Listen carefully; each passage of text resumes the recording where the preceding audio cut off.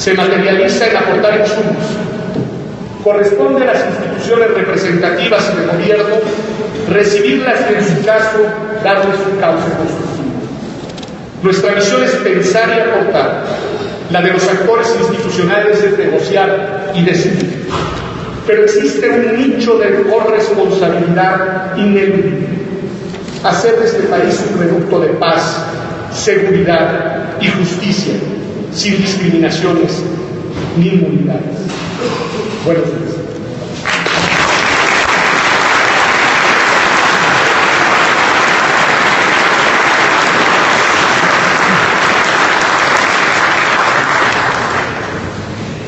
Agradecemos al doctor Pedro Salazar Ugarte sus palabras. Tiene la palabra ahora el maestro Gerardo Galeana Bordón, director general del Instituto Nacional de Ciencias Penales.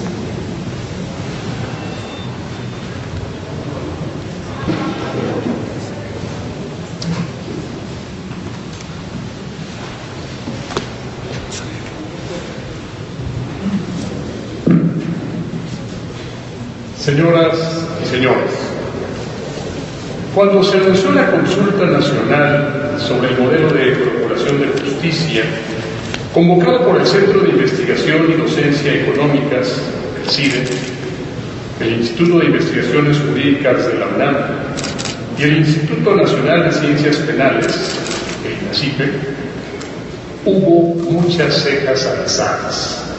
Otra consulta. ¿No se supone que a partir de 2016 tendremos un nuevo sistema penal, como se prescribió en el 2008? El escepticismo era entendible. Como no es la impaciencia, los mexicanos anhelamos y exigimos un sistema penal eficaz.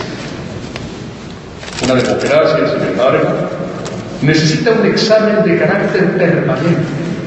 Cuando dejan de revisarse y afinarse las instituciones, el Estado democrático de derecho no sale bien librado. Y este examen solo puede lograrse a través de un debate informado, crítico y propositivo. La consulta nacional lo hace, sin dejar de considerar las reformas de gran calado a las que se ha referido Pedro Salazar y sobre las que abundará Sergio López Ayón.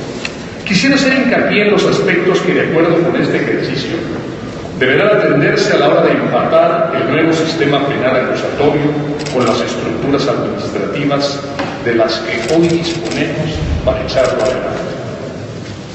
Algunos resultados son casi predecibles, como la urgencia de un Código Nacional Penal. No parece razonable contar con un Código Nacional adjetivo mientras carecemos de uno sustantivo.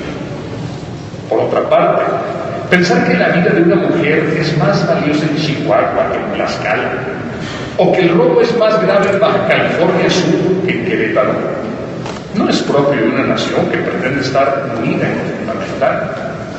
Un Código Nacional Penal permitiría no solo una homologación teórica, sino innumerables ajustes que debemos ir previendo.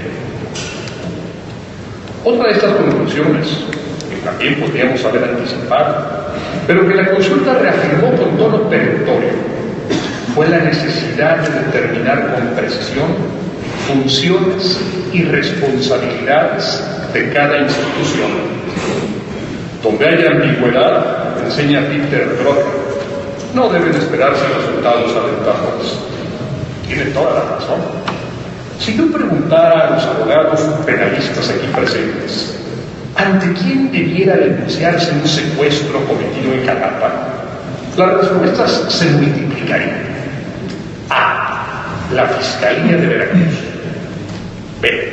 La Policía Federal. C.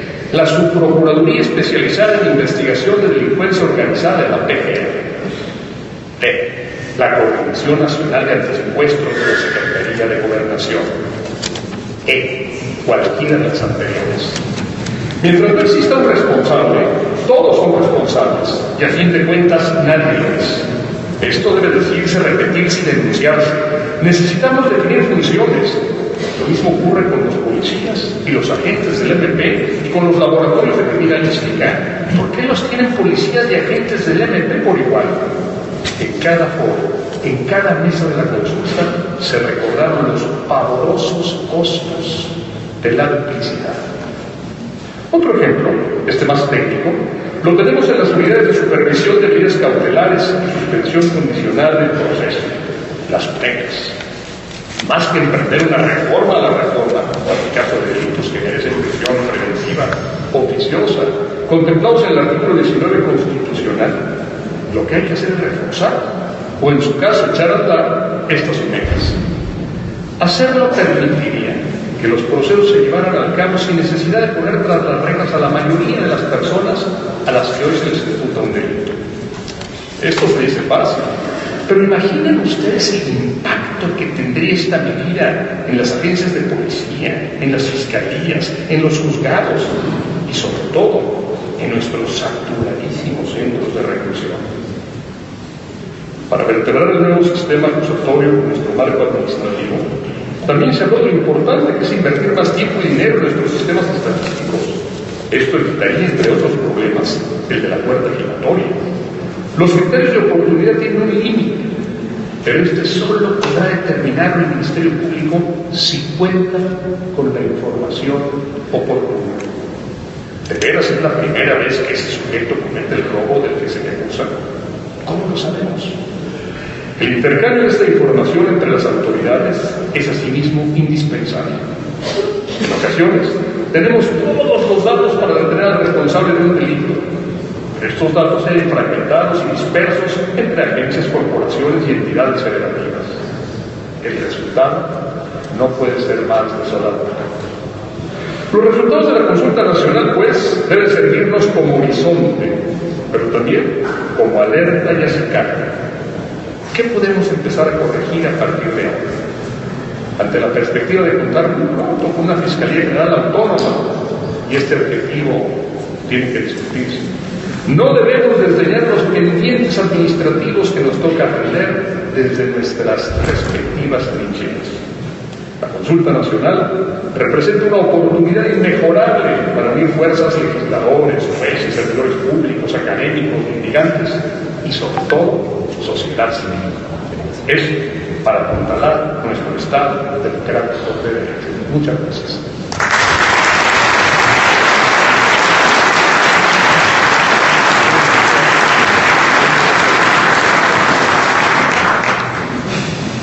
Agradecemos al maestro Larriaga sus palabras y pasamos un momento más al siguiente punto, que es el doctor Sergio López Ayllón, director del Centro de Investigación y Docencia Económicas, presentará las principales recomendaciones derivadas de la consulta.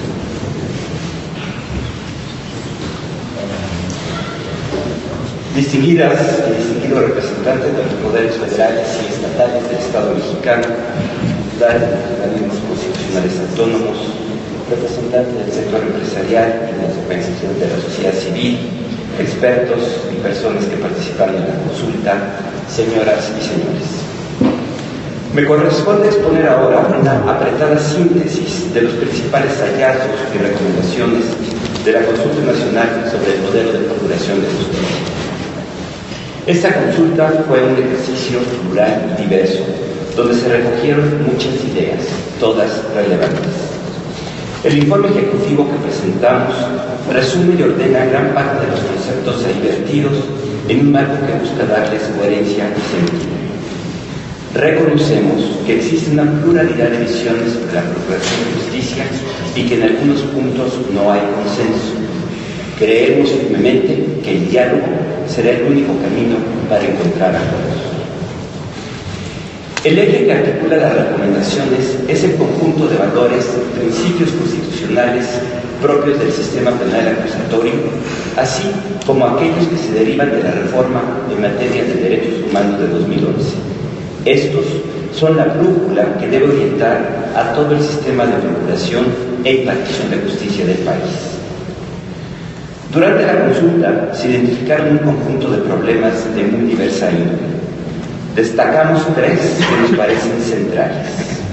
Primero, la falta de una visión sistémica de la seguridad pública y la justicia penal. En efecto, aunque todos reconocen que existe una estrecha vinculación entre la prevención, la investigación, la persecución y la sanción de los delitos, lo cierto es que no hay un espacio institucional que permita articular los roles, competencias, marcos de actuación y objetivos de las diferentes instituciones y órdenes de gobierno involucrados. El resultado es una fragmentación normativa e institucional que impide saber, como expuso el doctor Laviaga, quién es responsable de qué y cómo las distintas partes del sistema se articulan en el conjunto. Los malos resultados están a la vista. Segundo, todos los estudios diagnósticos indican que las procuradurías de todo el país tienen problemas estructurales que se traducen en la falta de capacidades para realizar investigación criminal, en carencias para solucionar la inmensa mayoría de los casos y frecuentemente en violaciones a los derechos humanos. Esta no es una situación coyuntural. Las deficiencias se han generado a lo largo de décadas por falta de inversión en capital humano y políticas estables. Urge revertir esta tendencia. Tercero, existen gravísimas deficiencias en la generación y uso de la información. Las procuradurías y fiscalías de todo el país carecen de uno de los elementos más indispensables para poder tener una procuración de justicia eficaz. Si queremos diseñar y construir un nuevo modelo de procuración de justicia, tenemos que reconocer que enfrentamos un panorama sumamente complejo. Son muchas las deficiencias normativas, estructurales y aún culturales. Además, debemos hacernos cargo que un modelo integral de procuración de justicia no solo incluye a la Fiscalía General de la República, sino a todas las fiscalías de las entidades federativas, así como a las instancias de seguridad pública, impartición de justicia y sistemas penitenciarios. A la luz de lo anterior, y con base en las mejores prácticas internacionales, nos dimos a la tarea de repensar el quehacer de las fiscalías en el entorno del sistema acusatorio y con una visión de conjunto. Concluimos que estas instituciones deben cumplir con 4 funciones centrales. Primero, diseñar, a partir de la política criminal, un plan de persecución penal. 2, investigar y perseguir los delitos con base en ese plan. 3, tener un modelo robusto de gobernanza y conducción institucional.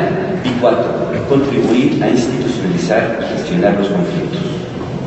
Para que estas funciones puedan cumplirse cabalmente, es indispensable contar con un flujo de información oportuna, eficiente y de calidad, que además propicie una adecuada rendición de cuentas. Paso ahora a explicar cada uno de estos elementos. La política criminal es el conjunto de acciones que adopta el Estado para combatir el delito. En México carecemos de una política explícita en esta materia que nos permita alinear los objetivos y acciones del conjunto de las acciones de las instituciones involucradas. Para hacer frente a esta carencia, recomendamos que la formulación de la política criminal del Estado mexicano recaiga explícitamente en el Sistema Nacional de Seguridad Pública, el cual debe ser ampliado y rediseñado de tal forma que incluya también a la justicia penal. El sistema debe concebirse como un espacio de articulación, colaboración y coordinación de un conjunto de competencias constitucionales otorgadas tanto a la Federación como a los estados y municipios. La investigación y persecución de los delitos es probablemente el corazón del quehacer de las fiscalías. Requerimos de un nuevo modelo de investigación acorde con los estándares del sistema acusatorio. Por ello, enfáticamente, sugerimos revisar la forma en que el artículo 21 constitucional articula la relación entre policías y Ministerio Público. Ello nos permitiría avanzar en un nuevo modelo de investigación basado operativamente en células de investigación que son unidades multidisciplinarias y flexibles que permiten desarrollar las tareas de investigación y persecución de los delitos con base en información y con capacidad de litigio que les permita llevar a buen puerto los casos que se presentan ante los tribunales. Otro de los principales problemas a los que se enfrentan las instituciones de procuración de justicia es la ausencia de un modelo homologado de organización, gestión y operación. Recomendamos un nuevo modelo de gobernanza basado en los principios que aparecen en las pantallas, uno de cuyos elementos centrales es la construcción de un sistema ministerial, policial y pericial de carrera. En este esquema, la autonomía de las fiscalías no depende solo de su titular, sino sobre todo del profesionalismo de cada uno de los fiscales responsables de los casos. Finalmente, las fiscalías prestan un servicio público que debe facilitar que las personas puedan resolver por vías institucionales sus conflictos. Por ello, recomendamos establecer un conjunto de estándares de calidad en la atención a las personas que se acercan a las fiscalías a denunciar delitos y que debe incluir criterios estrictos de respeto a los derechos humanos de los denunciantes, las víctimas, los testigos y los procesados. En particular, recomendamos revisar integralmente el modelo de atención a víctimas que tiene graves deficiencias de diseño y operación. El modelo de procuración de justicia que presentamos requiere de una revisión integral de los artículos 21, 73, 102 y 116 de la Constitución. La discusión no debe limitarse al diseño de la Fiscalía General. Tiene que incluir una visión sistémica que considere, entre otros elementos, la adecuada articulación entre policía y Ministerio Público, la redefinición de la confusa distribución de competencias y funciones entre la Federación y los Estados, la conveniencia de adoptar un código penal único, además de sentar las bases para el diseño de fiscalías autónomas en todas las entidades federativas. Pero no debemos esperar a las reformas constitucionales y legales. En el informe se señalan acciones que pueden iniciarse de inmediato. En el marco de la Conferencia Nacional de Procuración de Justicia, por ejemplo, es posible desarrollar los trabajos necesarios para comenzar la homologación de estructuras, procesos y protocolos de actuación. Pueden también establecerse los primeros pasos para crear el sistema profesional de carrera. También se requiere de un plan que permita transitar hacia la creación de las nuevas fiscalías, que incluya los mecanismos que aseguren la gestión del cambio y su evaluación por instancias independientes, así como establecer fuentes de financiamiento estables para asegurar los cambios organizacionales y las inversiones en recursos humanos que resultan indispensables. Enfatizo, en esta materia no existe bala de plata ni solución de corto plazo. La reestructuración de la Procuración de Justicia implica una política de largo aliento, de varios años, sostenida y sustentable, con un plan definido, con responsables claros y con mecanismos de evaluación exigentes y transparentes. Sin todo lo anterior, nos condenamos a no caminar. Hasta aquí la exposición. Si ustedes me lo permiten, procederemos a entregar a los representantes de los poderes de la Unión, de las entidades federativas, de los órganos constitucionales autónomos, del sector empresarial, de las organizaciones de la sociedad civil, el informe ejecutivo de la Consulta Nacional sobre el modelo de procuración de justicia. Es un insumo que generamos a partir de la reflexión y el compromiso de muchas mexicanas y mexicanos convencidos de que es posible transformar la procuración de justicia del país. Se lo entregamos a quienes, por mandato de la Constitución, tienen la responsabilidad de dialogar, debatir y tomar las decisiones en el marco de nuestro sistema de gobierno. Muchas gracias.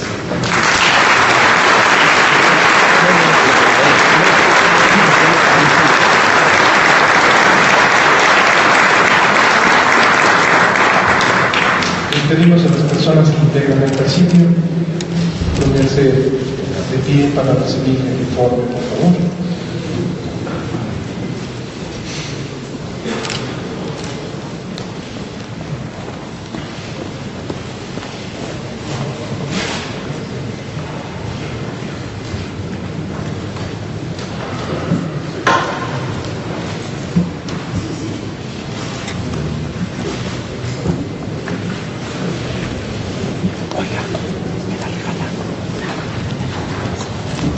clases el doctor Sergio López Ayllón, el doctor Pedro Salazar Ugarte, el maestro Gerardo Arteaga.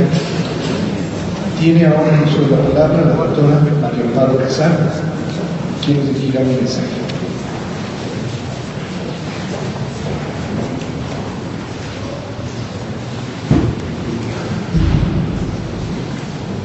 Muy buenos días tengan todos ustedes, distinguidas y distinguidos representantes de los poderes y órganos del Estado y de las instituciones académicas y organizaciones de la sociedad civil y del sector privado. Me siento realmente muy honrada por la invitación a este evento en el que las instituciones académicas muestran una vez más su compromiso de contribuir a la solución de los problemas más apremiantes de este país. La procuración de justicia es sin duda uno de los principales. Parto de la base de las siguientes premisas. Primero, el principal fundamento de la democracia es el Estado de Derecho y el principal fundamento del Estado de Derecho es el acceso universal a la justicia. Segundo, para la gran mayoría de los mexicanos, la justicia es simplemente inexistente. Tercero, la Procuraduría General de la República nunca ha sido una institución autónoma e independiente, ni en la letra de la Constitución, ni tampoco en la práctica. Más bien, ha sido una institución en manos del Poder Ejecutivo y al servicio del Poder Ejecutivo. Cuarto y último, la autonomía e independencia constitucionales de la Fiscalía son sin duda necesarias, pero sin una institucionalidad que la sustente son garantía de absolutamente nada. No es mi papel comentar el contenido del informe, porque ya lo han hecho espléndidamente bien Sergio, Pedro, Gerardo, y aunque no lo expresan de esta manera, me parece que sus exposiciones dan cuenta de esta realidad que acabo de describir y asumen también estas premisas. Lo que me toca es intentar poner este informe en el contexto político que estamos viviendo los mexicanos.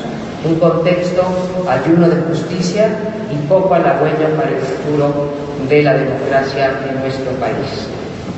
Por estrechez de miras, el debate público sobre la Fiscalía Autónoma se tradujo durante meses en una polémica sobre el nombramiento del procurador y del famoso transitorio que lo convertiría en un fiscal por 9 años. Un debate sobre el quién y no sobre el qué. Un debate sobre la persona y no sobre la institución. Afortunadamente hubo quienes fueron más allá de la personalización y la politización de la discusión y se pusieron a trabajar en lo verdaderamente importante, la construcción de una nueva institución y de un plan de transición de la Procuraduría a Fiscalía. Es en este contexto en el que se inscriben esfuerzos como el del dictamen ciudadano de reforma constitucional sobre el modelo de Fiscalía General de la República, elaborado por los colectivos Vamos por Más y Una Fiscalía que Sirva, y que fue entregado a diputados y senadores, y desde luego el que hoy dan a conocer y nos presentan públicamente el CIDE, el Instituto de Jurídicas y el INACIME. Son esfuerzos de distinta naturaleza, pero que, como ya comentó el doctor Pedro Salazar, se complementan y que juntos pueden contribuir a sentar las bases para una fiscalía que supere las premisas con las que abrí mi intervención. El informe no es una iniciativa ni nunca pretendió serlo, pero el proyecto contiene todas las piezas, tanto para formular una reforma constitucional al artículo 102 y otros contenidos legales, como también a la ley orgánica de la Fiscalía o de la futura Fiscalía. Pero esto quizá no sea lo más importante, quizá sea lo de menos. Lo que ofrece este informe que hoy se presenta de manera pública es que constituye un alegato sólidamente argumentado sobre la necesidad de revisar el modelo de procuración e impartición de justicia, porque el anterior, o más bien el vigente, es no solamente un modelo fallido, sino uno que responde a un patrón de gobernabilidad autoritaria en el que nunca importaron ni la definición de una política criminal, ni la construcción de capacidades institucionales, ni la especialización en la persecución de delitos específicos, ni procedimientos de investigación robustos, ni las medidas de protección a los derechos humanos, ni la atención a las víctimas. En fin, una Procuraduría congénitamente débil y al servicio de los intereses políticos y económicos, en el mejor de los casos al servicio de quien pudiera pagar por la justicia. Hoy está abierta la puerta para entablar sin dilaciones una discusión de Estado, no de gobierno ni de partido, sobre el futuro de la Fiscalía General de la República. Una fiscalía que, y cito al doctor Raúl Cervantes, deje de trabajar con herramientas y con mentalidad del pasado. A los mexicanos se les está agotando la paciencia ante la injusticia que viven todos los días, una injusticia amplificada por la inseguridad y la violencia descontroladas. A la democracia se le está terminando la legitimidad por la ausencia de un Estado de Derecho, y a todas las fuerzas políticas se les acabaron los pretextos para seguir postergando la aprobación de las reformas para constituir una fiscalía que garantice el nuevo modelo de procuración de justicia que México requiere y que hoy nos proponen el CIDE, el Instituto de Jurídica Civil y Nacional. La sociedad ha puesto al frente de sus preocupaciones y demandas el fin de la inseguridad y de la violencia, de la corrupción y de la impunidad, de la falta de acceso a la justicia. En lugar de ello, nos han entregado o el desdén o la postergación de estas demandas o el desmantelamiento de las instituciones encargadas de procurarlas. En medio de la crisis, hoy no tenemos ni procurador, ni fiscal anticorrupción, ni fiscal de delitos electorales, ni magistrados del Tribunal Federal de Justicia Administrativa encargados de las faltas de corrupción.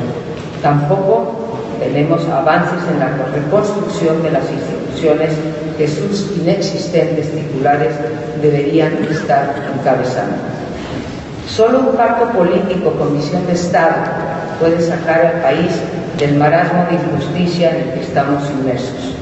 No podemos arguir, como se ha dicho, que no hay condiciones políticas para dar este debate y llegar a acuerdos que den cuenta de la complejidad de construir el nuevo modelo de procuración de justicia, que incluyen, como señala este informe, el diseño de una política criminal, la reconstrucción de los pilares de la justicia, como son las policías de investigación, los peritos y los ministerios públicos, un nuevo modelo policial, una ley de seguridad interior, la armonización y la homologación de las normas, la emisión de un código penal único y, desde luego, un esquema de transición. Las condiciones no se dan por generación espontánea, las condiciones se crean y se han creado con éxito en el pasado. Podemos volver a hacerlo si queremos. Fuimos capaces no solo de reformar la Constitución y las leyes, sino de construir instituciones sólidas, fuertes y eficaces como el Banco de México, como el Instituto Nacional Electoral, como la Comisión Federal de Competencia, que le han dado estabilidad y certidumbre al país y que han recibido el reconocimiento internacional. Las condiciones se crearon también para dar forma al Pacto por México en diciembre de 2012. Se pueden recrear. La crispación política de la que habló el presidente de la República, que sin duda existe, puede ponerse a un lado, si no por convicción, al menos por conveniencia y por interés. De no hacerlo, de posponer un nuevo modelo de procuración de justicia y las instituciones que lo sostengan, la legitimidad y credibilidad de este gobierno y de todas las fuerzas políticas de oposición seguirán deteriorándose. No hay reforma estructural más importante que la que hoy se presenta. Para un gobierno que se precia de ser reformista, sería la mejor manera de cerrar el sexenio. Para una oposición que busca llegar al poder, sería la muestra de que están dispuestos a poner los intereses de los ciudadanos por encima de sus intereses electorales. Para ambos sería la mejor manera de saldar una de las mayores deudas con la sociedad, la lacerante injusticia y la inadmisible impunidad que prevalece en el país. Tengo que decirlo, es de lamentar y es un mal augurio que hoy hayan quedado vacías 2 sillas, las esquinas. Que no nos acompañen quienes tienen en sus manos la facultad para discutir y la llave para aprobar las reformas necesarias, los representantes de la Cámara de Diputados y de Senadores. No los veo en esta mesa.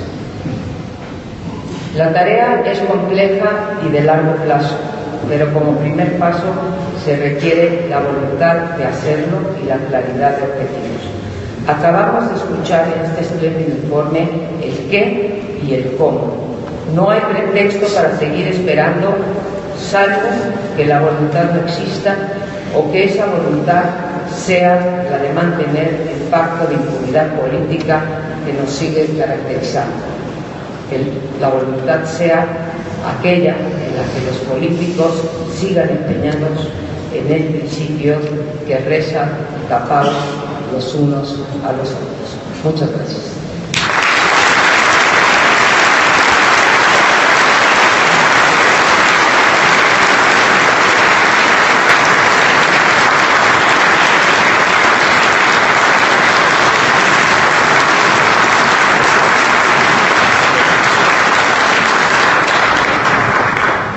Agradecemos a la doctora María Amparo Casar por su valiosa intervención y finalmente invitamos al Ombudsman Nacional, el licenciado Luis Raúl González Pérez, presidente de la Comisión Nacional de Derechos Humanos, que nos comparta su mensaje.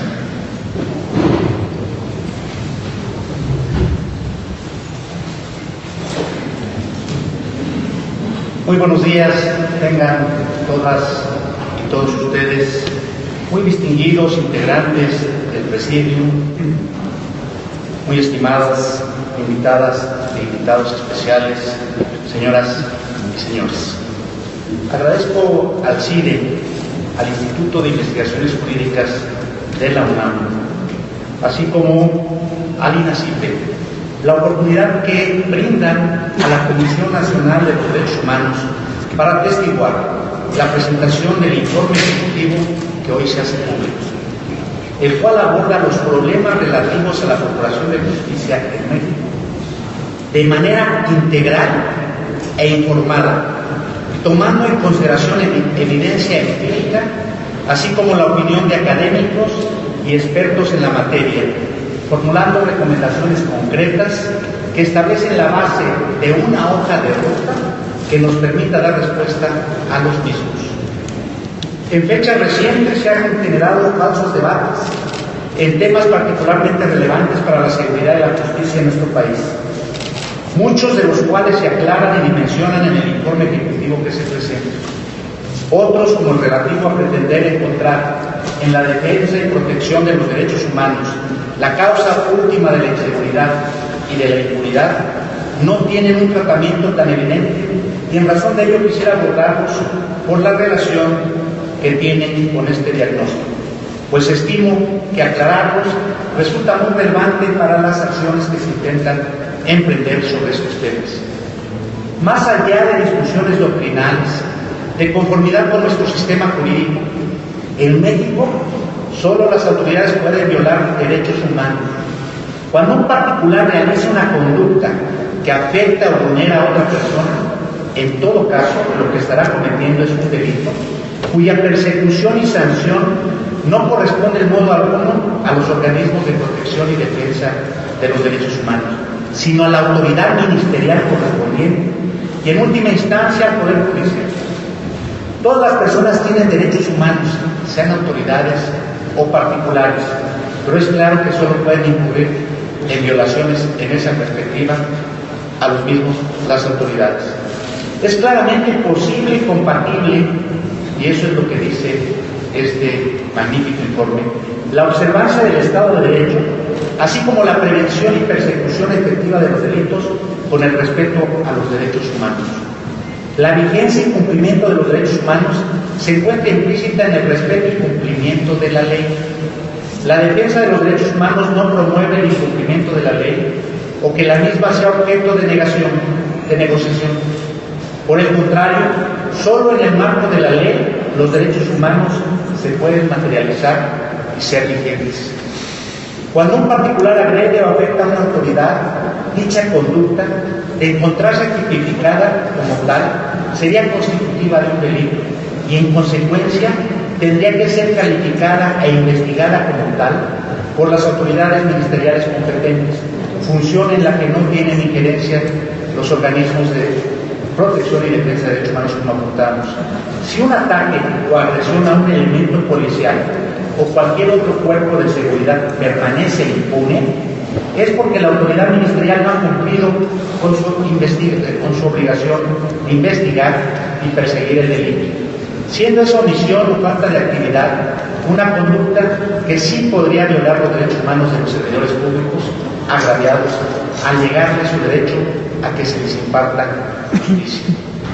De igual forma, viola los derechos de los elementos policiales o de otros cuerpos de seguridad, quienes los mandan operativos sin el entrenamiento y la capacitación suficiente, quien los coloca en situación de riesgo por no contar con el equipamiento y apoyo adecuado, quien los hace participar en acciones deficientemente planeadas y organizadas y no ejerce un mando efectivo y adecuado cuando las mismas se complican, abandonando a su suerte a los elementos involucrados y propiciando que incurran en excesos en su actuación frente a terceros. La autoridad que dolosamente pretende justificar el que no se garantice la seguridad e integridad de las personas, aduciendo que no lo hace porque los derechos humanos no se lo permiten, además de confundir a la opinión pública, reconoce expresamente su omisión o incapacidad para cumplir con las obligaciones que la ley impone. De igual forma, la autoridad que busca distraer la opinión pública de los abusos de poder en que ha incurrido, doliéndose de un falso estado de indefensión para hacer valer sus derechos, falta la verdad y demuestra que desconoce el marco jurídico aplicable a las actividades que realizan. Todas las personas, incluidas aquellas que han cometido alguna conducta ilícita, así como las autoridades involucradas en la procuración e impartición de justicia, tienen derechos humanos, mismos que se deben respetar y garantizar en el marco de la ley. En la medida en que las autoridades ejerzan sus obligaciones, conforme lo mandatan las normas y sean respetuosas de la dignidad de las personas, su conducta no podrá ser cuestionada por resultar violatoria de los derechos humanos. Compartimos la convicción sobre la necesidad de abrir un análisis y debate serio, objetivo, plural, informado y respetuoso sobre la materia de seguridad y justicia en México, pero consideramos que llevar a cabo el mismo sin una visión integral no resolverá los problemas de fondo que actualmente padece nuestro país y en el mejor de los casos solo producirá soluciones parciales de alcance limitado. En este sentido, el informe ejecutivo que hoy se presenta constituye un insumo muy útil que encauza esta reflexión por la vía correcta.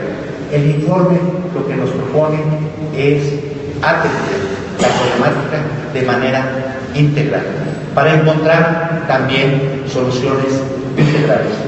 Más que limitarnos a regular la intervención de nuestras Fuerzas Armadas en tareas vinculadas a la seguridad de las personas o pretender encontrar en el aumento de la prisión preventiva oficiosa la solución al incremento de las actividades delictivas, requerimos tratar estos temas bajo un esquema amplio en el que veamos de manera conjunta e integrada la parte procedimental del sistema de justicia penal, junto con la estructura y esquema de procuración de justicia, para concretar de manera pertinente el cambio de la actual Procuraduría General de la República a una Fiscalía General Autónoma, independiente y eficaz, así como determinar el tipo de policía o autoridad que asumirá sustantivamente las tareas vinculadas a la seguridad pública, así como los modelos bajo los cuales se daría su operación.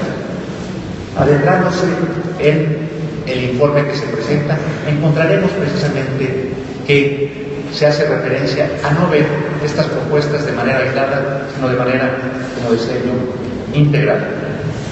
Pretender plantear que el aumento o disminución de la criminalidad depende exclusivamente del tipo del sistema penal con el que contemos es por completo falaz. En cualquier sistema, los resultados que se obtengan dependen fundamentalmente de la calidad y profesionalismo con que actúen sus operadores, desde las policías hasta el Ministerio Público y los jueces de control. Todos deben ejercer debida, plena y oportunamente sus atribuciones. Sin la capacitación adecuada, la efectiva implementación de los registros y controles que la ley contempla y una convicción clara por la aplicación de la ley y el respeto a los derechos humanos, ningún modelo de sistema penal dará las respuestas que nuestra sociedad demanda. Son muchos los recursos públicos erogados y las acciones emprendidas durante varios años en el ámbito de la procuración e impartición de justicia, sin que la sociedad perciba los resultados que serían deseables y que las circunstancias exigen.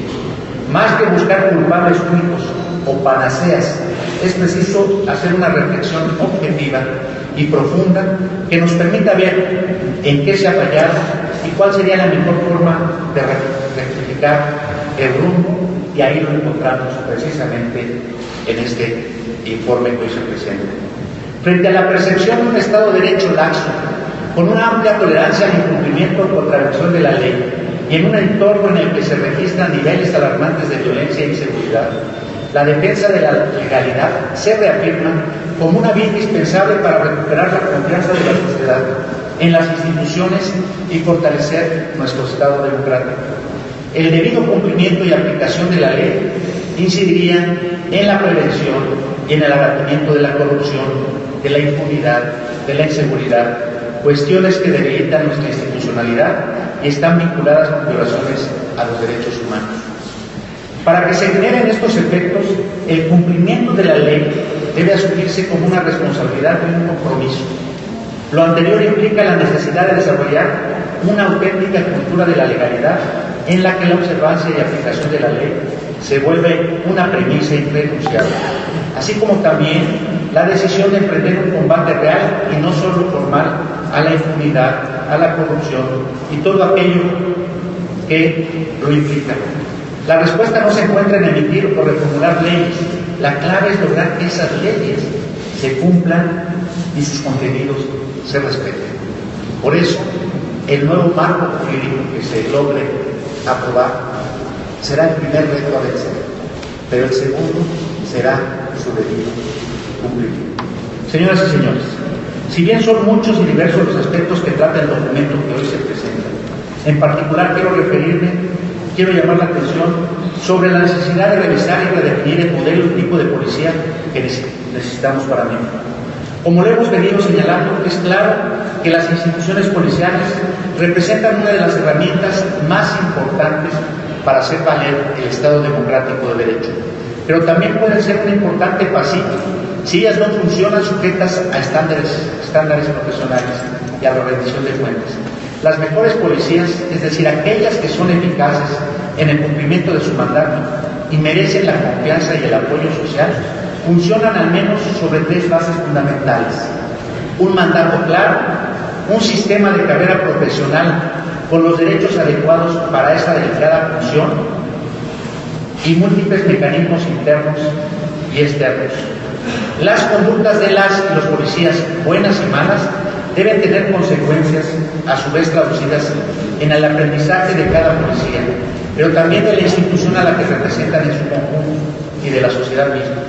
Por ello, es necesario abordar en la construcción de policías eminentemente civiles y con un desempeño regido bajo parámetros de eficacia, eficiencia y respeto estricto a los derechos humanos. Es preciso mejorar las condiciones laborales y en particular su estabilidad.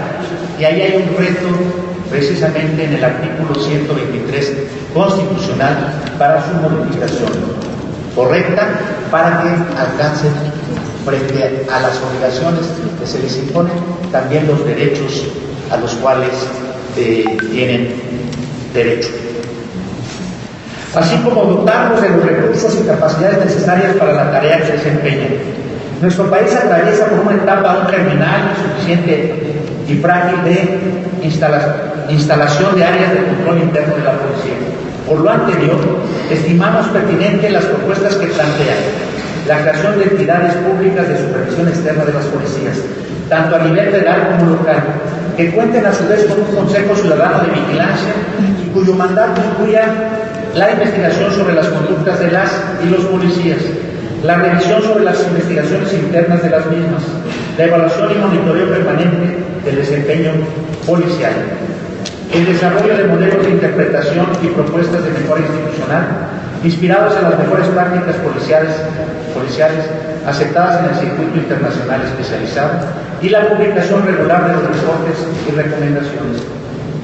Estas entidades serían complementarias a los controles internos de la policía y se enfocarían en contribuir al análisis y la corrección de las normas, las estructuras organizacionales y las prácticas alojadas en la policía que redundan en la repetición de las malas conductas, pero también ayudaría en el reconocimiento y la plena institucionalización de las buenas conductas de las y los policías, en especial de los comportamientos ejemplares en la protección de los derechos humanos. Termino. México atraviesa uno de los momentos más críticos de los últimos 20 años en materia de violencia e inseguridad. El número de homicidios dolosos y el alza que reportan los índices sobre criminalidad hacen evidente que las autoridades de los distintos niveles y órdenes de gobierno no están pudiendo proporcionar a las y los mexicanos niveles razonables de protección y garantía de su integridad física y patrimonial, cuestión que incide directamente en el ámbito de los derechos humanos, toda vez que un entorno de inseguridad y debilidad del Estado de Derecho, el ejercicio y vigencia de los derechos humanos se dificulta o imposibilita, además de que se propician situaciones que los vulneran directamente.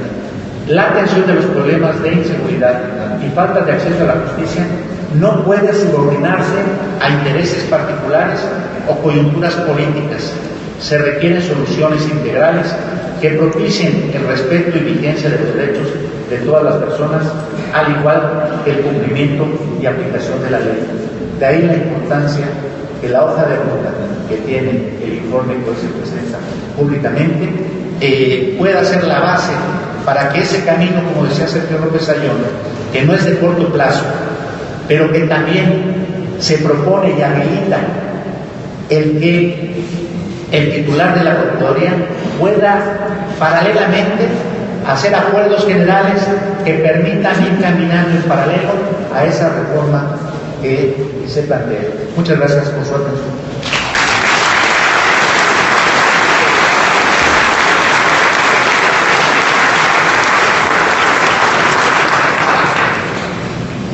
Muchas gracias al licenciado Raúl González Pérez.